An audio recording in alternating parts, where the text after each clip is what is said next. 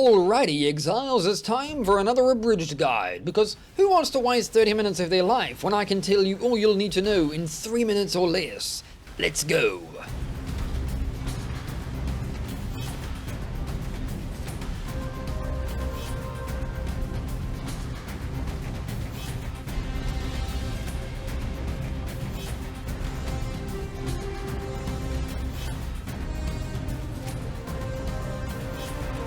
This is how it works. Blade Vortex, another timeless staple, creates blades that rotate around the player, dealing constant damage to enemies it passes through, stacking up to 10 times. We make it poison enemies, and then we scale damage over time. We support Blade Vortex with Unleashed to make using this skill feel infinitely smoother, and then use Plaguebearer as a secondary skill for extra damage and clear. Plaguebearer stores some of our poison damage for us to utilize later as a large AoE skill centered on the player, dealing a fixed amount of chaos damage over time. This is amazing for clear, especially with our wands, and feels very good in ultimatums. This build's major weakness is survivability. We rely primarily on dodge, life, and running circles around the monsters like we're a headless chicken. As always, dot builds are very capable of kiting enemies around, so use this to your advantage. Assassin grants us constant elusive via Mistwalker, adding to your defenses, lots of extra poison damage from both Noxious Strike and Toxic Delivery, and finally some reduced damage taken and more single target damage from Opportunistic.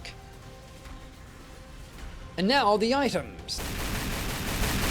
This build starts off very well with just rares, but there are some unique upgrades you'll want to grab when you can. The main ones will be 2 Obliteration wands, a Devouring Diadem, and Corralito's Signature. Obliteration provides you with much needed clear speed that'll be useful all the way into red maps and works wonderfully with Plaguebearer. Devouring Diadem is your first major DPS upgrade, letting us use 3 auras total, while Corralito's Signature lengthens our poison's duration and gives us the perfect agony keystone during the effect, making our crit strike multiplier also applied to our dot multiplier at 50% effectiveness. Other major upgrades are Imprisonance and Kintsugi, mainly for survivability. Imprisonance lets us reserve Despair with Blasphemy for nothing, so we can then use Flesh and Stone, while Kintsugi is just a great defensive option in general.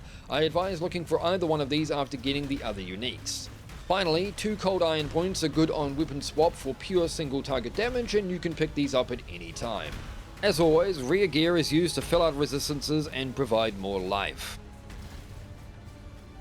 And that's it, my friends. As always, check the POB in description for more information. Don't forget to like and subscribe, and I'll see you next time.